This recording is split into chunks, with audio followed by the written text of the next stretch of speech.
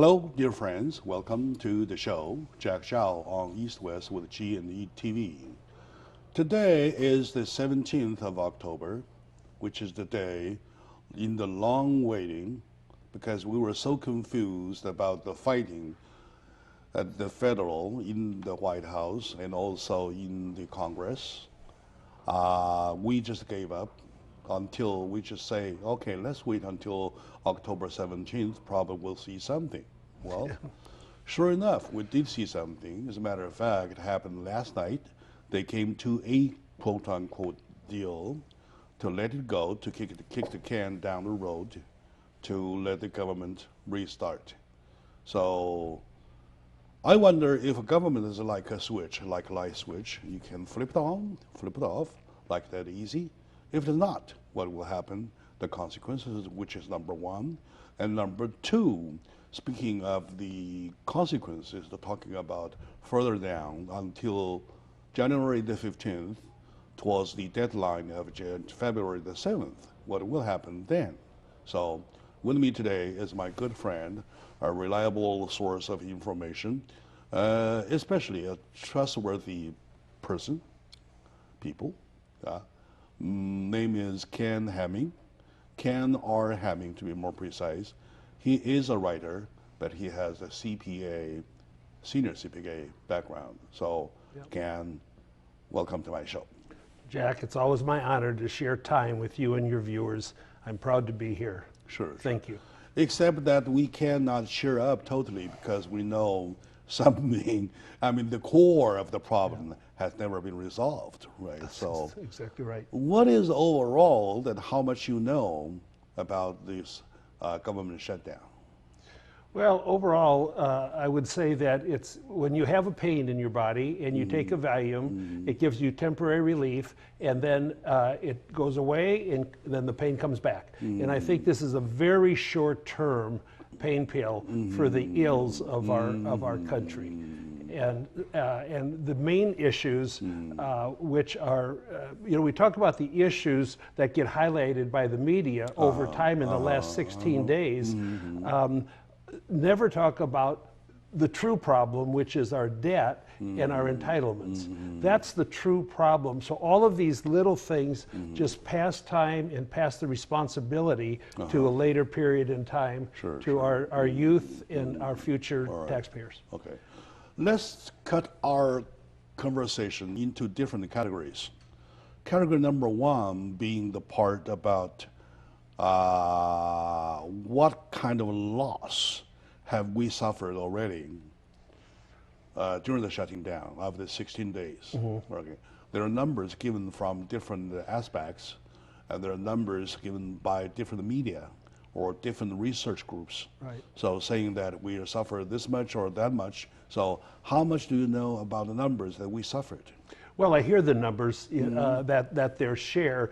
Many of the numbers are recoverable with the new acts that are happening to pay for the people and everything.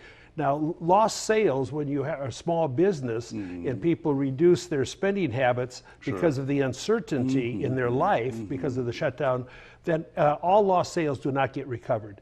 So I believe on small business and large business, there's a decrease in the momentum of whatever recovery we may have going. And I don't think you ever catch up to it. Sure. So there's some permanent loss in economic activity. I believe you're absolutely right because you're talking about government employees. They get their paycheck anyway, right? Sooner or later. It's just the delay that gets them agitated.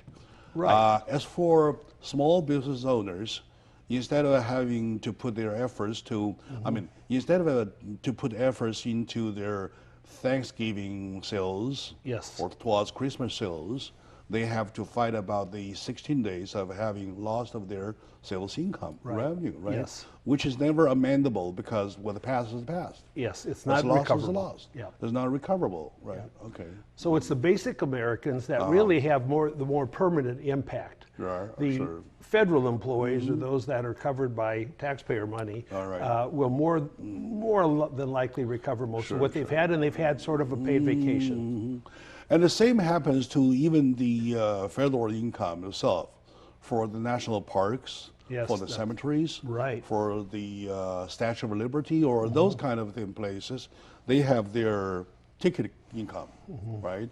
They have their day-to-day donations. That's right. For those, what happens, what passes is the past. So there's no way they can resume the past 16 days that they have lost so far. Right. Right. And then I saw something last night about the tolerance that was shown in New York City during the Occupy New York, Occupy Wall Street activities. There was a lot of tolerance there. In this area here, some of the people that we need to cherish almost beyond words are veterans in that were really being punished and locked out of facilities that were created and built to show appreciation to them. So it's out of balance. I think, in my opinion, it was out of balance. Of course, and it hurts people. Yes. And it hurts people's heart. Yeah. And they responded too. They responded with persistence Of course. to get to where they wanted to be. And also, there's a big saying about Social Security. So for Social Security workers, they have tons of documents piled up on their desks, Yeah. right?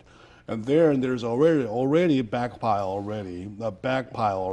Yes. And then this is additional quantities of back file document for them to handle. That's a down the road. great point, because there's 2 weeks of unattended to emails and mail. Yeah. And then the workload piled up. Now, I don't know the rules for federal employees, but maybe they start working overtime and then they get overtime pay. I'm not sure if they do. Some maybe do, some Which don't. is even worse. Which is even worse. So I didn't think about that till right now, and I go, wow. Yeah. And also, there's also another big saying that if you are in the process of negotiating with the RS, Boy, right? yes. If you are in the process right now going to court with the RS, and you had an appointment given, say, for example, down the road, like October 25th, for example. By the way, that's a Friday, and it has to be postponed because they have to catch up what has been lost. Yes. Right? So you are waiting for a notice of the postponing while you're still, well, You bring up a perfect concept, and the word that just comes to my mind is efficiency is lost. Efficiency and momentum. Efficiency. Efficiency is lost. Many government contractors just could not interface with our government employees anymore on contracts in process. And that is a huge problem, and that was well documented. especially the RS hearing days. Yeah. When you lose your hearing appointment, you have to start all over. Go back. When you start all over, you're talking about month after month after month of waiting. Boy, So good point. So that's a big hit. There's no winner. Ken, and there's an even bigger word talking about the credit, government credit, the trustworthiness. Yes. Right. Full so faith. they have lost their trust. Well, Given by the taxpayers like you and me. yeah, and then what is even more alarming to me is I sit here and I realize the whole world's looking at us, and we look dysfunctional. And we look dysfunctional because we are dysfunctional, and that should not happen. It should not happen. It's quite shameful for us to Shameful. to find out a government as big as ours can be shut down at one flip of a switch. Right.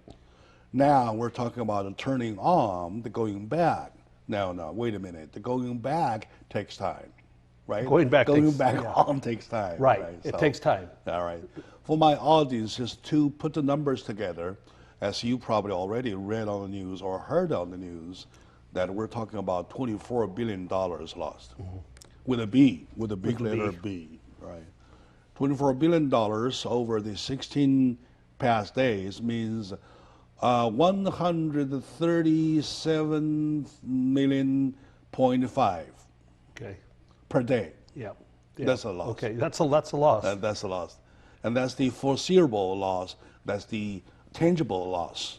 Yeah. As for to those that never recovered, can never be recovered, such as retail shops, such as private small business owners, there is no way of knowing how much they have suffered. There's not much difference. It's just a new thought that came to me. It may be totally wrong too, but it's kind of almost similar to a strike of government employees because they're sort of allowed to be off. But that's sort of like the impact of a strike. Unless for a strike, you know what they're pursuing. That's right. Right? That's right. For Right. this one, you do not even know. Memorial defined.